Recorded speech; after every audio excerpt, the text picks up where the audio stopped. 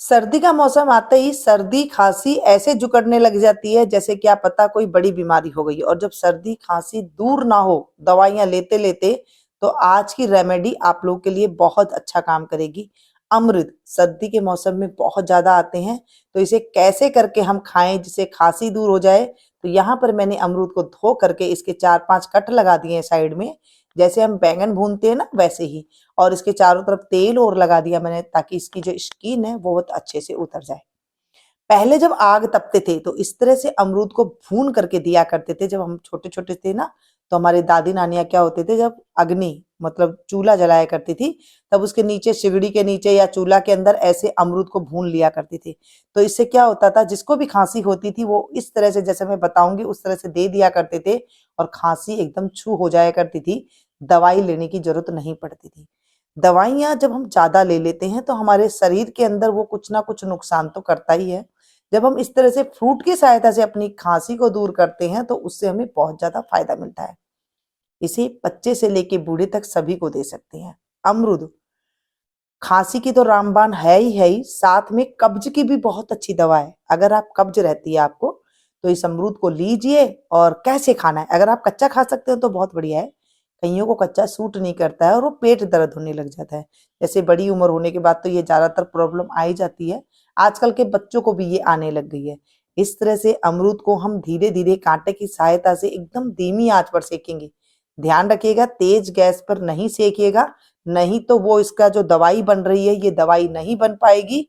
और इसका हम 2-3 तरीका बताऊंगी मैं आपको। आप इसे चटनी की तरीके से खा सकते हैं, इसे आप कब्ज के रूप में भी खा सक जब कब्ज हो तो कब्ज में कैसे इसे खाया जाता है वो मैं आपको बताऊंगी।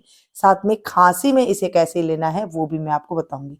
चलिए, अमरूद को अच्छे से हमने पका लिया है, अंदर से एकदम सॉफ्ट हो गया है ना। जैसे हम बैंगन भूनते हैं तो वो अंदर से एकदम सॉफ्ट हो जाता है ना, जब हम भरते के लिए भूनते हैं, ऐसे ही हमने इसे पका लिया। और आप देख रहे हैं बिल्कुल काला हो गया है। इसे हम एक बर्तन में रखेंगे और इसे ढक करके रख देंगे। ढकने से क्या होगा कि इसकी जो स्किन है बहुत अच्छे से निकल जाएगी। 2 से 3 मिनट के लिए चलिए ढक करके इसे हम रख देते हैं। 2 से 3 मिनट हो गई है। अब जब इसकी स्किन उतारेंगे ना तो ये बड़ी आसानी से उतर जाती है। अब आप सोचेंगे कि इसे हम धो लें, नहीं, धोने से ना वो जो स्मोकी फ्लेवर है वो निकल जाएगा।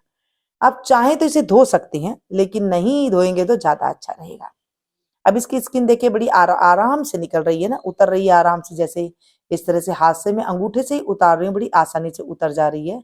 आप चाहें तो इसे चाकू की सहायता से भी उतार सकते हैं, या चाहें तो इस तरह से हाथ की सहायता से इसको बल इस तरह से छिल छिल के ले लें। ज्यादा खांसी की प्रॉब्लम है, रात को वैसे फ्रूट खाना नहीं चाहिए, लेकिन जब आप इस तरह से पका करके खा लेते हैं तो वो फ्रूट को आप खा सकते हैं। इसको आप इस तरह से धो करके और मतलब छील करके इसका छिलके को, उसके बाद आप इसमें नमक मिर्च वगैरह डाल करके इसको ऐसे ही रोटी के साथ खा सकते हैं, या फिर ऐसे ही आप इसे खा लेंगे तो भी फायदा रहेगा। मतलब रोटी के साथ भी इसे खा सकते हैं, देखिए सलाद के तरीके से भी। कितनी है तो सिंपल सी बात, लेकिन आजकल के बच्चों को ये पता नहीं है। वो सीधे डॉक्टर के पास जाते हैं और डॉक्टर दवाई देते हैं, क्योंकि उन बेचारों को भी पता नहीं होता है। अगर आपको लगता है कि इसमें थोड़ा सा काला काला ज्यादा है, तो उल्टे चक्कू की सहायता से, मैं सीधा चक्कू नहीं ले रही हूँ, उल्टे चक्कू की सहायता से आपको इस तरह से इसकी स्किन को अलग कर देना है, मतलब काला काला पार्ट जो अलग कर दे। मैंने दोनों तरीका बता दिया आपको। धोना चाहे तो आप इसे धो भी सकते हैं, ताकि एकदम से इस तरह से साफ हो जाएगा। चलिए जी, इसकी स्किन भी हमने अलग कर दी। अब मैंने आपको बताया कि इसको काट करके आप इस तरह से सलाद के रूप में भी खा सकते हैं, या इसे काट करके रोटी के साथ जब हम खाते हैं ना, ऐसे भी आप इसे खा सकते हैं। सर्दी खांसी तो एकदम छू हो ही जाएगी, साथ में कब्ज भी आपकी एकदम से पेट की टूट जाएगी।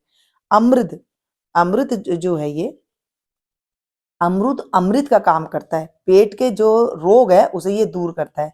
लेकिन इसके जो बीज होते हैं ना वो कईयों कईयों को सूट नहीं करते हैं, तो इसकी वजह से कईयों का पेट दर्द हो जाता है। तो आप इस तरह से पका करके अमरूद जरूर खाइएगा। ठीक है, इस तरह से सलाद भर के खा लीजिएगा। अब हम अगर चटनी की बात करें तो वो डाइजेशन को भी अच्छा करेगी, मुंह को अच्छा करेगी। मुंह का चटपटा स्वाद नहीं है उसे भी ये खोलेगी, कैसे चटनी बनाई जाए। अब कई घर में जो बड़े बुजुर्ग है गांव के, वो क्या करते हैं, इसी तरह ही लेकर के इसको हाथ की सहायता से मैश कर लेते हैं।